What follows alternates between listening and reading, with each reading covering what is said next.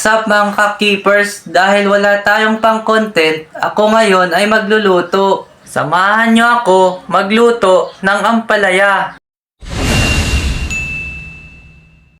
Agad ko na ngang hiniwa ang mapait na alaala ng aking kahapon. Baka ampalaya yan. Hirap na hirap nga pala ako dyan maghiwa kasi sobrang matalab ang kutsilyo. Kapag hirap ka na, isuko mo na. Mahirap nang ipilit ang hindi na pwede. Baka tinamaan yan. Kutsilyo lang yan, uy! Kaya agad akong kumuha ng bagong kutsilyo. Ibababad ko na nga pala yung ampalaya sa may asin para mawala ang pait nito. Tulad ng pagkawala ng pait na naramdaman ko. Baka nasaktan yan. Uy, nagluluto lang ako. No. Hiniwa ko na ang kamatis. Buti na lang binaba na ang presyo nito. At hiniwa ko na rin ang sibuyas. Buti na lang matatag na ako. Hindi na ako umiiyak. Tulad ng pagpaiyak mo sa akin noon. Baka nakamove on na yan. Ito nga pala ang dalawang itlog ko.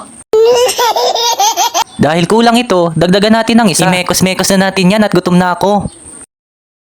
Hinugasan ko na ang ampalaya para mawala ang alat nito. Ibinabad kasi natin ito sa may asin. Pinainit ko na ang kawali. Tulad ng pagpainit ko sa kanya noon. Baka niluto rin yan. Uy, niluto? Uy, hindi.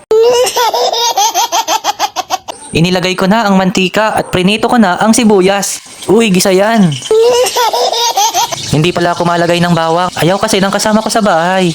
Isunod na natin ang kamatis at ang ampalaya. Haluin at painitin. Init na naman. Ilagay ang paminta, ilagay ang itlog at imekos-mekos na yan. Kapag luto na ang itlog, lagyan na ng tubig yan. Lagyan ng toyo at pakuluin. Dahil kumulo na, lagyan ng magic yan. Magic talaga yan.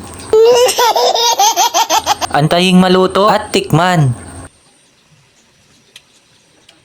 Okay na to pare ko, ang sarap. Tulad ng sarap ng pagmamahal ko sa kanya. I-serve na yan, salamat!